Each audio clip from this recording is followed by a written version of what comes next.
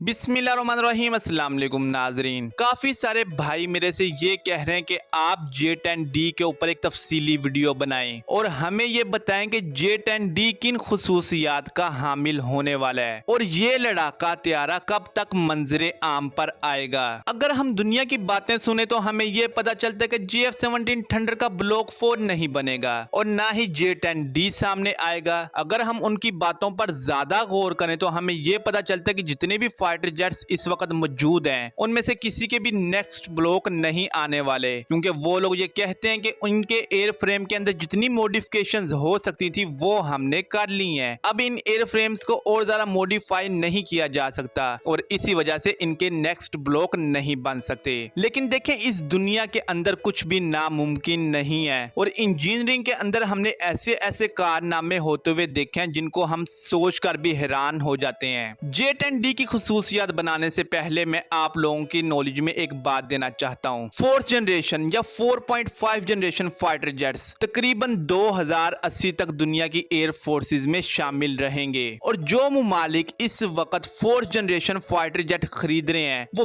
बेवकूफ नहीं है। उनको पता है कि इन फाइटर जेट्स ने कम से कम अगले 60 साल हमारी एयर फोर्स को सर्व करना है और पाकिस्तान भी कोई बेवकूफ नहीं है कि वो 4.5 जनरेशन के फाइटर जेट्स खरीद रहा है और बना रहा है। अब अगर हम JF-17 थंडर ब्लॉक 3 को देखें या J10C को देखें तो हमें यह पता चलता है ये अगले 60 साल तक हमारा साथ नहीं निभा पाएंगे। अगले 10 सालों के अंदर टेक्नोलॉजीज इतनी ज्यादा आगे निकल जाएंगी कि ये फाइटर जेट्स उनसे बहुत पीछे रह जाएंगे। इसलिए हमें इनके हर सूरत नेक्स्ट ब्लॉक बनाने होंगे और इनके नेक्स्ट ब्लॉक में ये नहीं होगा कि इनका पूरा का पूरा एयर फ्रेम इनकी शक्ल शुबाहत ही बदल जाएगी, बल्कि होगा ये कि इनके अंदर जो सेंसर्स मौजूद हैं, जो डाटा लिंक मौजूद है, जो कंप्यूटर लगाया गया, जो रडार लगाया गया है, उसके अलावा कई और चीजें लगाई गई हैं, उनको अपग्रेड कर दिया जाएगा, इनकी रेंज को बढ़ा दिया जाएगा, इनके साथ नए एयर टू एयर और एयर टू ग्राउंड वेपन्स को इंटीग्रेट कर दिया जाएगा, यानी इनको नई टेक्नोलॉजी से लैस कर दिया जाएगा, बिल्कुल F-16 की तरह। अब जो J10D का मामला हम इस वीडियो के अंदर डिस्कस करने वाले हैं, J10C से J10D कोई ज्यादा मुख्तलिफ नहीं होने वाला। इन दोनों ही लड़ाका हथियारों का एयर फ्रेम एक जैसा ही होगा, लेकिन J10D की रेंज को एक्सटेंड कर दिया जाएगा और हो सकता है कि इसके शोल्डर्स के ऊपर कन्फॉर्मल फ्यूल टैंक्स को भी लगा दिया जाए, जिससे इसकी फ्यूल कैपेसिटी इंक्रीज हो जाएगी और फ्यूल ज्यादा होने की वजह से इसकी रेंज भी इंक्रीज हो जाएगी। दूसरी जो अपग्रेडेशन हमें देखने को मिल सकती है वो होगी इसके इंजन के अंदर। हो सकता है चाइना इसके इंजन को और ज्यादा ताकतवर बनाए ताकि ये लड़ाका हथियार आने वाले वक्त में ज्यादा पेलोड कैरी कर सके और चाइना इसके इंजन के ऊपर वर्क कर रहा है। फिल वक्त भी जो इंजन J10C के अंदर इस्तेमाल किया जा रहा है वो मोर देन इनफ है। J10C को जितना थ्रस्ट चाहिए ये इंजन कम से कम 20 किलो न्यूटन थ्रस्ट उसको ज्यादा फराहम कर रहा है। J10D के अंदर जो हमें मिसाइल वार्निंग रिसीवर्स देखने को मिलेंगे वो पहले से ज्यादा एडवांस होंगे। उसके अलावा इसके अंदर रडार कंपोजिट मटेरियल का ज्यादा इस्तेमाल किया जाएगा और इसके ऊपर स्टेल्थ कोटिंग की जाएगी, जिससे इसका रडार क्रॉस सेक्शन ना होने के बराबर रह जाएगा। ये फुल स्टेल्थ तो नहीं होगा, इसके अंदर कोई वेपन बे तो नहीं लगाया जाएगा, लेकिन इसके स्टेल्थ के अंदर इजाफा हो जाएगा। और जो चीजें मेरे पास मौजूद हैं अगर मैं उनको आप लोगों के साथ शेयर करूं तो मेरे नॉलेज के मुताबिक इसका रडार क्रॉस सेक्शन जिसको हम RCS कहते हैं वो सिर्फ और सिर्फ 1.5 रह जाएगा और KF-21 जो कि साउथ कोरिया का 5th जनरेशन फाइटर जेट है जिसके ब्लॉक 1 के अंदर जो वेपन्स लगाए गए हैं वो उसके इंटरनल वेपन बे के अंदर मौजूद नहीं है, बल्कि उसके विंग्स के नीचे हार्ड पॉइंट्स के ऊपर लगाए गए हैं। उसका रडार क्रॉस सेक्शन और J10D का रडार क्रॉस सेक्शन एक बराबर होगा। इसके अंदर जो नया डाटा लिंक इंस्टॉल किया जाएगा वो पहले से ज्यादा एडवांस होगा और उसको जैम करना तकरीबन इस वक्त के हिसाब से नामुमकिन होगा।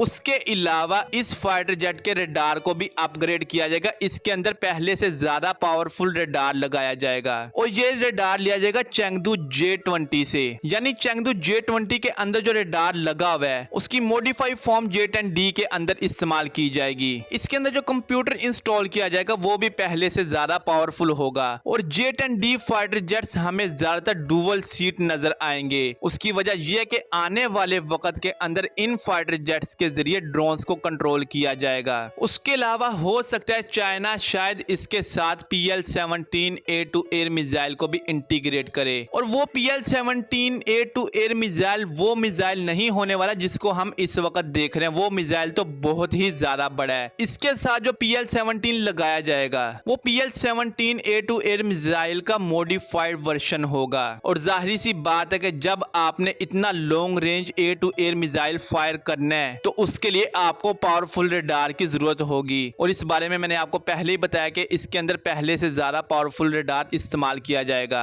आप तमाम लोग जानते हैं कि आने वाले वक्त के अंदर लेजर वेपन्स का हद से ज्यादा इस्तेमाल होगा, और लेजर वेपन को चलाने के लिए अच्छी खासी पावर की जरूरत होती है। J-10D के साथ लेजर पोर्ट्स को इंस्टॉल किया जाएगा जिसके ऊपर चाइना इस वक्त काम कर रहा है, और कई रिपोर्ट्स के मुताबिक चाइना ने अपने फाइटर जेट्स के लिए लेजर पोर्ट्स बना लिए हुए हैं। अब क्योंकि उस लेजर पोर्ट को चलाने के लिए ज्यादा पावर की जरूरत होगी तो मैंने आपको बताया कि चाइना इस फाइटर जेट के इंजन को और ज्यादा पावरफुल बना रहा है। इसके अलावा और क्या क्या खुसूसियात इस फाइटर जेट के अंदर मौजूद होंगी फिल वक्त इसके बारे में हम कुछ भी नहीं कह सकते। हाँ, अलबत्ता मैं आपको इतना बता सकता हूँ कि पिछले तकरीबन 1.5 से 2 साल से J-10D के ऊपर काम हो रहा है, और J-10C फाइटर जेट जो इस वक्त मौजूद है उसके साथ ऐसी टेक्नोलॉजीज को इंटीग्रेट किया जा रहा है जो कि J-10D के अंदर लगाई जाएंगी, यानी J-10C के ऊपर उन टेक्नोलॉजीज की टेस्टिंग चल रही है। अब J-10D कब मंजरे आम पर आएगा, ये भी एक बहुत अहम सवाल है। अगर हम चाइना की स्पीड को देखें और J-10D के ऊपर अब तक जो काम हो चुका है उसको देखें तो हमें यह पता चलता है कि तकरीबन 2026 या 2027 के अंदर ये फाइटर जेट चाइनीज एयरफोर्स में शामिल हो जाएगा। लेकिन हो सकता है कि इसको ज्यादा वक्त भी लग जाए, या हो सकता है कि ये 2025 या 26 के अंदर ही मंजरे आम पर आ जाए, क्योंकि चाइनीज के बारे में हम कुछ भी अंदाजा नहीं लगा सकते। ये लोग बहुत स्पीड के साथ काम करते हैं। अब एक और बहुत अहम सवाल सामने आ जाता है कि क्या पाकिस्तान एयरफोर्स के पास भी J-10D मौजूद होंगे? तो जी हाँ, बिल्कुल पाकिस्तान एयरफोर्स के पास भी J-10D आएंगे, और हमारे पास जो इस वक्त पुराने J-10C मौजूद हैं, बाय द वे ये लड़ाका तैयारे पुराने तो नहीं है, लेकिन J-10D को मद्देनजर रख के मैं कह रहा हूँ कि जो हमारे पास पुराने J-10C मौजूद हैं उनको भी J-10D के ऊपर मॉडिफाई किया जा सकता है, बिल्कुल उसी तरह जिस तरह हम GF-17 थंडर ब्लॉक 2 को मॉडिफाई कर रहे हैं और उनको अपग्रेड कर रहे हैं GF-17 थंडर ब्लॉक 3 के लेवल्स के ऊपर, बिल्कुल उसी तरह इनको भी अपग्रेड किया जा सकता है। लेकिन J-10C के जो पहले वर्जन मौजूद हैं उनके अंदर J-10D वाली मॉडिफिकेशंस नहीं की जा सकती। हाँ, अलबत्ता उनको नई टेक्नोलॉजीज के साथ लैस जरूर किया जा सकता है, लेकिन उनका एयर फ्रेम इतना काबिल नहीं है कि उनके अंदर J-10D वाली मॉडिफिकेशन की जा सके। खैर, ये थी आज की वीडियो, मिलते हैं अगली वीडियो में, तब तक के लिए अल्लाह हाफिज।